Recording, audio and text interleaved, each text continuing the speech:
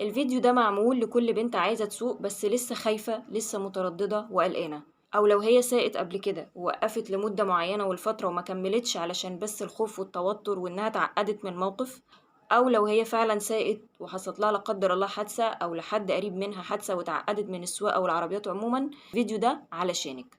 من فضلك اسمعيني للآخر وهتستفيدي جدا. مبدئيا كده، انت لو عايزة تعملي أي حاجة، أول حاجة بنعملها التوكل على الله في أي شيء وفي أي قرار بناخده. تاني حاجة، الخوف الزيادة بيؤدي لتوتر زيادة، ولو استسلمتي للفكرة دي الموضوع هيفضل يزيد يزيد ومش هيخلص، وعشان تسيطري عليه لازم تمارسي بشكل مستمر وتضغطي على نفسك وتسوقي بشكل يومي كل يوم. في بنات كتير قوي بطلع معاها أول لما بنيجي نركب العربية ولسه مدورينها ولسه ما عملناش أي حاجة، أول حاجة تقولها أنا خايفة، أنا متوترة، أنا قلقانة، أنا هخبط، أنا هتخبط، وخصوصا أول ما نطلع على الطريق. كترة الكلام اللي بيتقال ده وكترة ان انت بتكرري جملة معينة ان انا هخبط او انا هتخبط، العقل الباطل بيبدأ يترجمه فعلا. لو هو مش موجود في الحقيقة هيحصل، بمعنى انك انت مثلا ممكن جدا مش هتخبطي حد، بس من كتر التوتر اللي جواكي ودماغك بتقولك انت هتخبطي انت هتخبطي انت هتخبطي، فعلا هتخبطي. لما بجذب فكرة سلبية بتبدأ تتكرر كتير في دماغي، فعلا بتحصل وهتحصل، فانت ما تقعديش تقولي الكلام ده. نصيحتي ليكي لو انت عندك الحتة دي وقلقانة منها هقولك تحليها ازاي. اول حاجة الدعاء ده من الشروط الاساسية. قبل ما تخرجي من بيتك قولي دعاء الخروج من المنزل، وبسم الله توكلت على الله.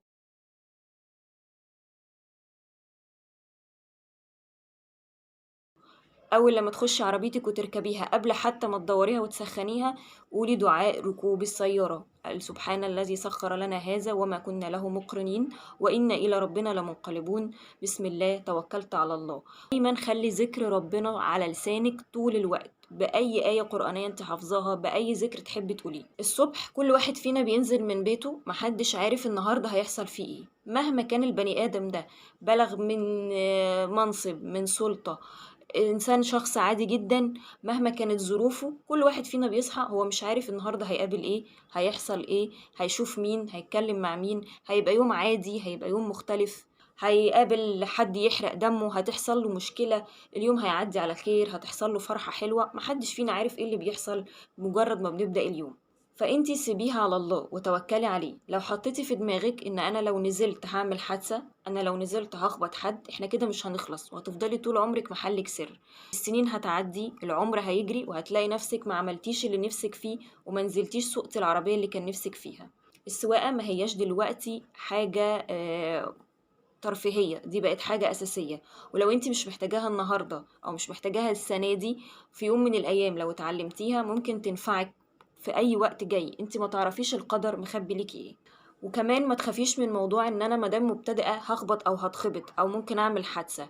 في اكبر السواقين، سواقين اللي طول حياتهم كلها رايحين جايين على الطريق، حياتهم كلها على طرق سفر وعلى الطرق المدن من جوه وفي اي حتة، سواق تريلا، سواق تاكسي، سواق ميكروباص، سواق ملاكي عادي، سواق بقاله عمر وسنين بيسوق، ممكن جدا ما يعملش حادثة بعد عمر وبعد 20-30 سنة ويكون متمكن جدا، لا قدر الله يحصل حادثة. الحادثة هنا مش مرتبطة بحد مبتدئ أو حد محترف، القدر لما ربنا بيريد انه يحصل حاجة هتحصل ايا كان، وممكن تعيشي عمرك كله ما تخبطيش حد ولا تعملي حادثة ولا يبقى فيه اي مشكلة خالص.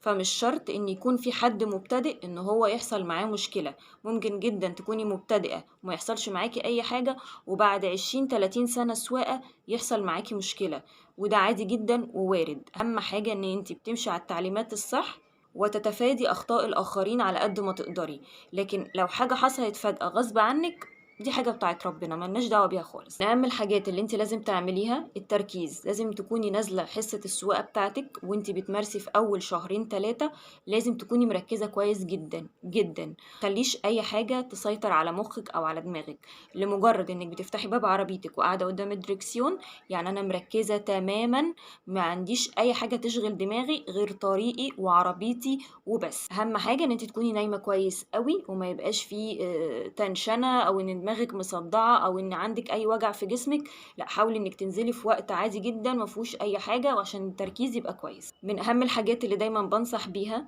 ان انت كشخصية سواء انت عصبية، بتتوتري بزيادة، بتتخنقي بزيادة، بتشيلي كل حاجة على أعصابك. وتقريبا 3/4 الناس، إن ما كانش كلنا ستات أو رجالة، كلنا بقينا كده دلوقتي بسبب ضغوط الحياة.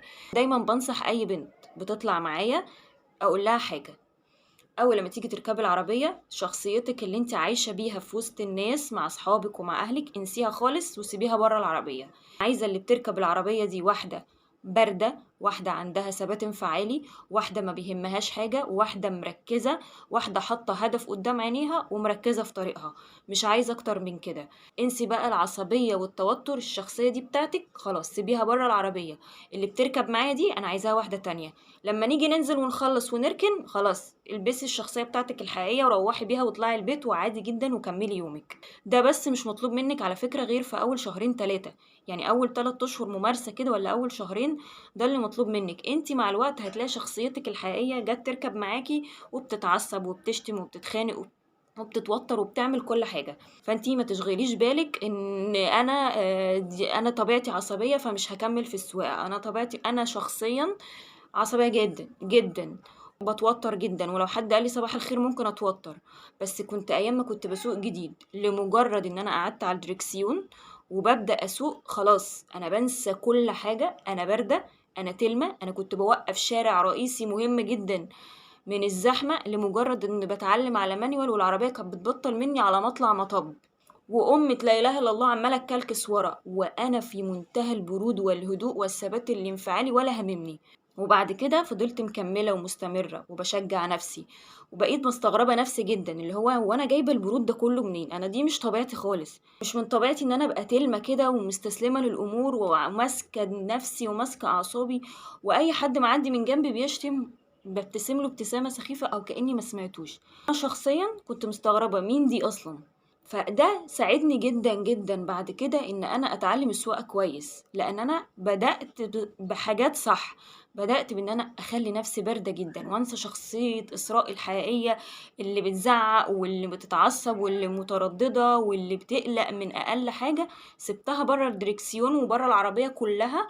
واول لما كنت بقعد اقول لا، انا خلاص انا تمام، انا هكمل، ويلا وتوكلي على الله. اوقات انزل اروح اخد العربيه، اقعد اقول يا رب يا رب الراجل بتاع الجراج يقول العربيه بطاريتها نامت، او يا رب الكاوتش يكون نام. يعني انا مش عايزه انزل وان انا حابه السواقه، بس انزل بتوتر، انا قلقانه، انا خايفه. طبيعي، لسه حد جديد ولسه بيعمل حاجه جديده، فطبيعي بيقلق.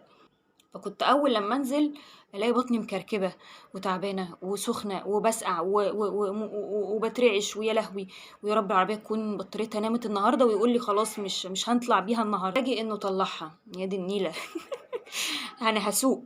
بس سبحان الله، كنت لمجرد ان افتح باب العربيه واقعد على قدام الدريكسيون كده، بنسى بقى كل التردد ده، كل القلق، وجع البطن، وجع القولون، الصداع، كل الحاجات اللي بتجيلي من القلق دي بنساها تماما. ماسكة الطارة ومركزة، ويلا هنعمل واحد، هندور، هنجيب الفتيس على الأول. كنت بتعلم مانيوال في الأول، لا هنجيب الديلة وأوتوماتيك، بنزل الهاند بريك، اطمن ان مراياتي مظبوطة، كرسية معدول، حزامي مربوط. كل الحاجات دي بحاول ان انا اعملها واركز في خطواتي، وواحدة واحدة لحد ما الحمد لله مارست كتير. ورحت بعد كده عملت الرخصة والحمد لله سقت.